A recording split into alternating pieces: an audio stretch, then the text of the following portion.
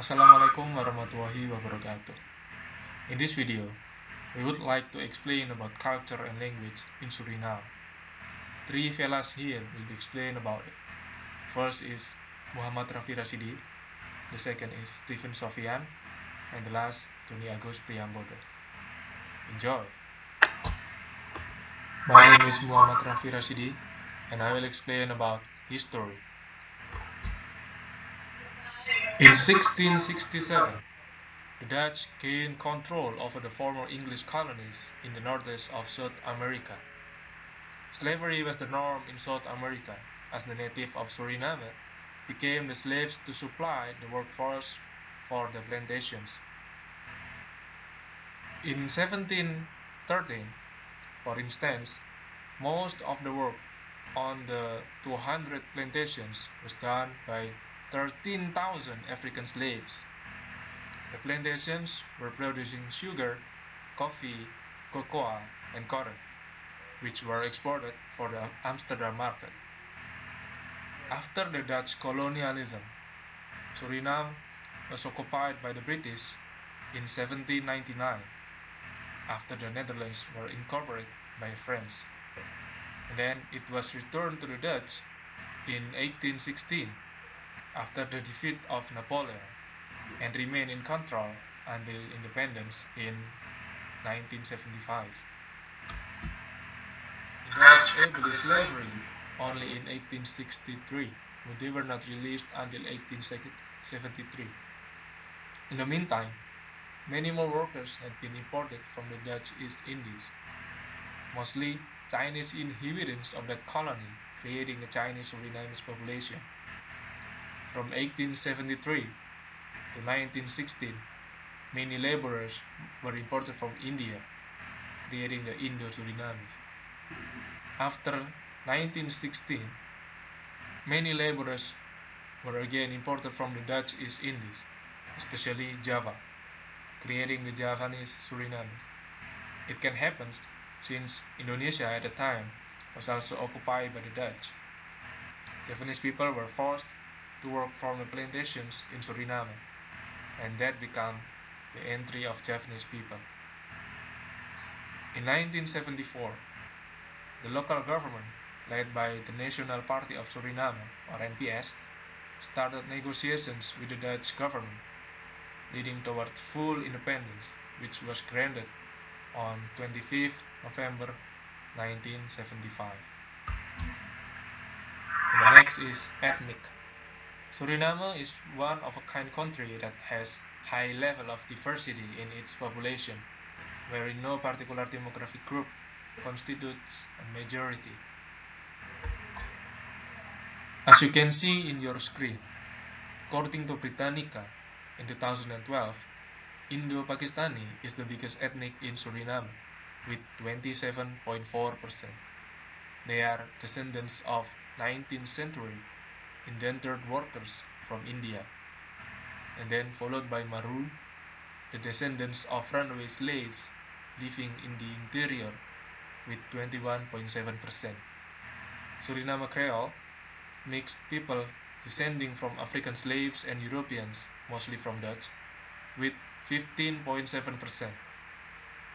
And then here comes Javanese with 13.7%, and followed by mixed race with 13.3%, and other, including Chinese, Amerindian, and white with 8.2%. If we try to draw a line, there is also connection with Islam. Quran Surat Hujurat verse 13. Bismillahirrahmanirrahim. Ya ayuhan nasu inna khalaqnakum min dzakarin wa untha wa ja'alnakum syu'uban wa qaba'ila lita'arafu. Inna akramakum indallahi atqakum. Innallaha alimun khabir. O mankind, indeed, we have created you from male and female, and made you peoples and tribes, that you may know one another. Indeed, the most noble of you in the sight of Allah is the most righteous of you. Indeed, Allah is knowing and aware. Minute 6 again.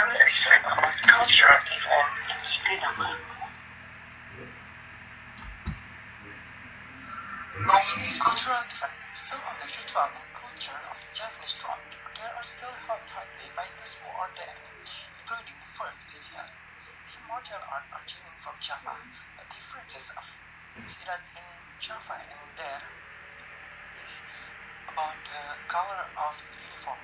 The uniform of Java is identical with black, but in there is identical with white. The second is Swamatan. The event was also still there, exactly the same as the one in Indonesian Java. Swamatan is a ritual tradition carried out by the Javanese people. Swamatan is also practiced by the Sundanese and Madurese people.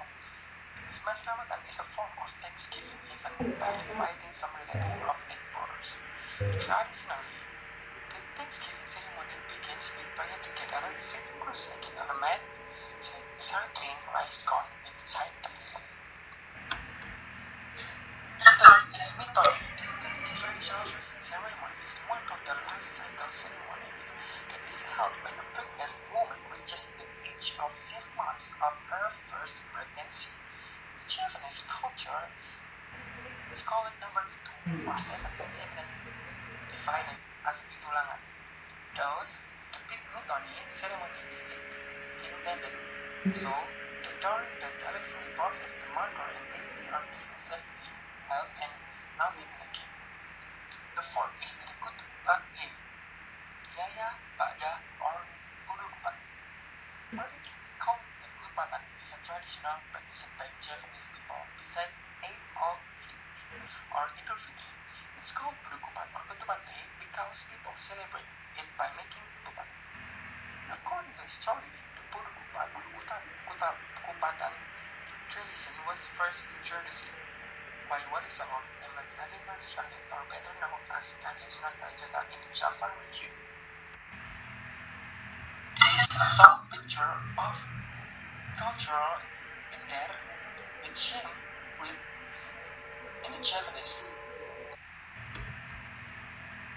Next is the food.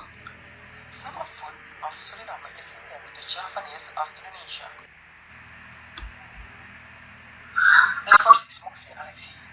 Moxie Alexi is a popular food in Suriname which was developed by rural people or black ethnicity. Moxie Alexi comes from the Taki-Taki local language of Suriname, which means mixed rice. Maybe in Indonesia it's like a fried rice. Moxie Alexi is made from brown rice cooked in coconut milk and mixed with black peas, chicken, marinated beef, or salted fish. It's like a maybe nasi kabuli, like that. Next is Bakeljaw. I don't know how to pronounce it, but I think it's Bakeljaw. Bakeljaw is pronounced like a Bakeliao, like that. Bakeliao. It's a food in the form of cooked fish, which is processed like a shirt with a soft chewy taste, served with bread, or maybe generally hot dog bread, and topped with vegetables such as cucumber and tomatoes. Pickle yao is a popular for breakfast. Next is sauto. Sauto or soto. Soto in Suriname is known as sauto or sauto soup. Sauto Suriname is like a soup in the central Java region with clear broth using chicken broth. What is unique is that sauto is sprinkled with thinly sliced potato chips. Sauto is served with shredded chicken and boiled egg. The taste is delicious and fresh. It goes well with the very spicy Suriname chili, made from a typical South American chili, namely Madam Chinik or Anchuma. Next is Bami or Bami. Bami in Suriname has a different shape from Indonesia, with a large shapes of noodles served with chicken, long beans, and piso spices. Bami is also often served with fried bananas. At first glance, it looks strange because it combines healthy food and sweet food, but after trying it, it feels good. Bami is served dry, but can be toasted with the savory chicken broth, which is the comedy. The last is pical or pecel. The pical is similar to pecel in Indonesia, using vegetables that are boiled briefly. The vegetables used are like a kale, bean sprouts, cabbage, and long beans. It can also be supplemented with okra, then tossed with pecel sauce. The taste is a little different because the Suriname pecel spices is more salty and tends not to be as sweet as the Indonesian pecel spice. My name is Sony, and I want to explain the language of Suriname. The question is, what is the original language of Suriname, and why Suriname people can speak the Javanese language? Okay, when we see this picture, we can conclude that the people of Suriname has a lot of diverse citizens, such as ethnic, culture, race, and language. Like in Indonesia, which has various ethnics, language, and race. The national language in Suriname is Dutch language. However, there is a social language that is used in daily activity, namely taki-taki, or from English language is talk, or also called Sranantongo, Sanan language, which is another name for Suriname. Besides, each ethnic group in communicating with their family or other ethnic group also use their respective language such as Hindi, Mandarin, or Javanese. The English language is also widely spoken in Suriname, especially in tourism. In Suriname, Javanese language is the daily language. The entry of the majority of Indonesia from Java to Suriname began in 1890. As a colonial country, the Dutch sent thousands of people from Indonesia, from Central Java, East Java, and West Java. They become laborer or slaves who were placed on several plantations. Then some citizens returned from foreign countries to their home countries. Many have returned to Indonesia, but many have remained in Suriname.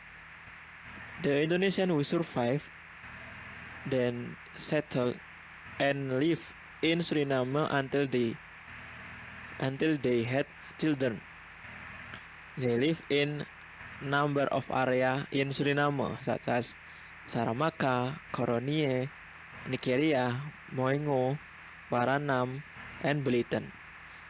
Javanese culture and custom also still survive in there, such as tayuban parties, wayang kulit, wayang orang, and traditional dance. The next slide is religion. Some questions arise about what is the majority of religions in Suriname. A lot of speculation from us that the religion in Suriname is Islam because there are quite a lot of Javanese is majority of Muslim, and let's prove it on the next slide. According to this data, almost half of the population of Suriname is Christian, with the acquisition of 48.4%. And the second religion that dominates in Suriname is Hinduism, while Islam is only 13.9% of the total population in Suriname. This is inversely proportional in Indonesia, which more than 50% of Indonesia population embrace Islam. So, how are Muslim in the country of Suriname? Muslim in Suriname is generally embracing religion simply by inheriting the religion of their ancestors. This can be seen, for example, some of them still maintain their prayers facing the west, like their ancestor in Java, even though Suriname is located west of the Kaabah. it can be concluded that Islam and tradition on the island of Java in the 19th century were more or less the same as those that were still practiced by some Javanese in Suriname. Nowadays, Islam is no longer used as the religion of the ancestor but is embraced with full awareness. The phenomenon of Muslim dress has become a familiar sight in the middle of Western style fashion trend. The greeting symbol of Islam, like Assalamualaikum, is increasingly being uttered even in various ethnic Suriname Muslim. Thank you guys for watching. Wassalamualaikum warahmatullahi wabarakatuh.